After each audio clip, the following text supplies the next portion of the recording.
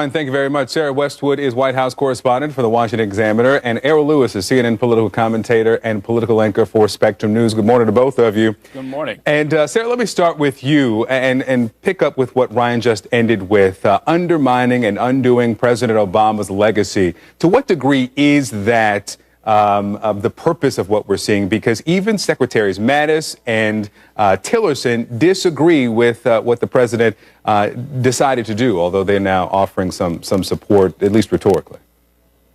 Well, more broadly, President Trump has tried to undo Obama's legacy, but specifically the Iran deal and Obamacare were two promises that made up a significant chunk of his campaign platform. And with the Iran deal, he has been consistently critical of it since he took office. He had more or less backed himself into a corner, particularly at the UN General Assembly, when he called the deal an embarrassment to the U.S.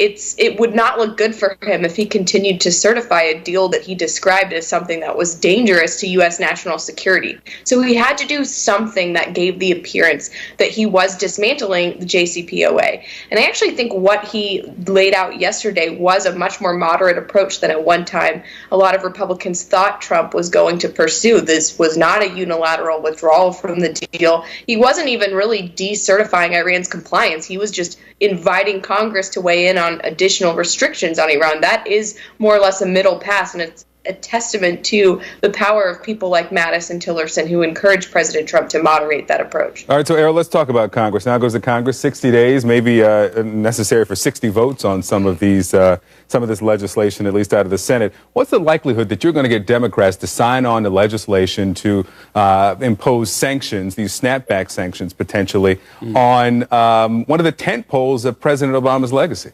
Well, it's interesting. I don't think it's likely, I guess, to answer your question directly.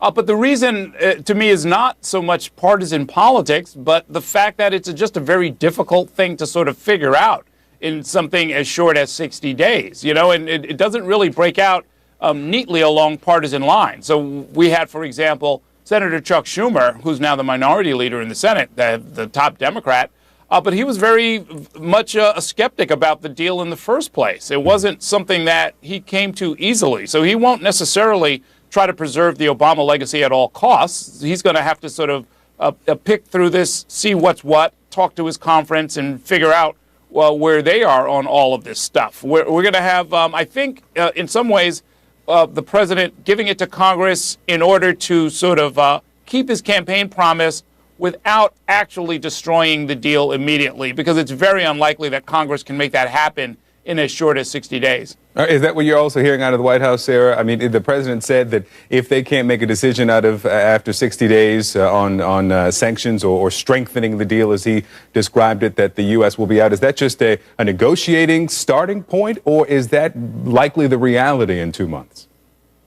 Even Iran hawks like Senator Tom Cotton have said that the 60-day timeline is likely too short to make any significant additions to the Iran deal, which is what President Trump is essentially asking Congress to do, is supplement the Iran deal with additional restrictions against Iranian behavior. So even folks who want those restrictions to be put in place, who are prepared to introduce that kind of legislation, don't think the 60-day timeline is long enough. And it's likely that President Trump is going to have to find a way to extend that because there's already so much on Congress's plate that they're not likely to get to by the end of the year, that adding something as complicated as a major foreign policy agreement is not going to likely pass in the legislative working days that they have left. All right, Errol, let's turn to another topic here. Former White House Chief of Staff Reince Priebus speaking with investigators working with Bob Mueller, who's looking into potential obstruction of justice, also any potential collusion between the Trump campaign, Trump transition, and Russia.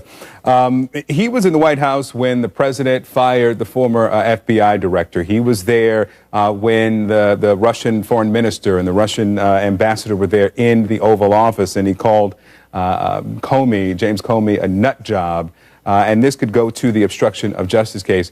This interview could lend a wealth of context and information to investigators. Well, that's right. I mean, we should remind your viewers once again that Bob Mueller is not conducting an academic exercise into, whether or not the Russians had any influence.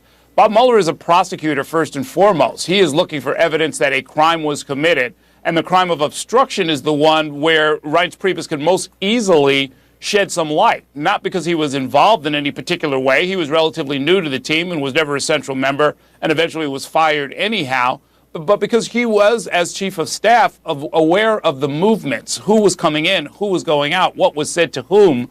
And as a fly on the wall, he could provide very valuable information for a team that, once again, is looking for evidence of a crime. They're going to be, I suspect, some conclusions that are drawn from this very valuable information that Reince Priebus undoubtedly has.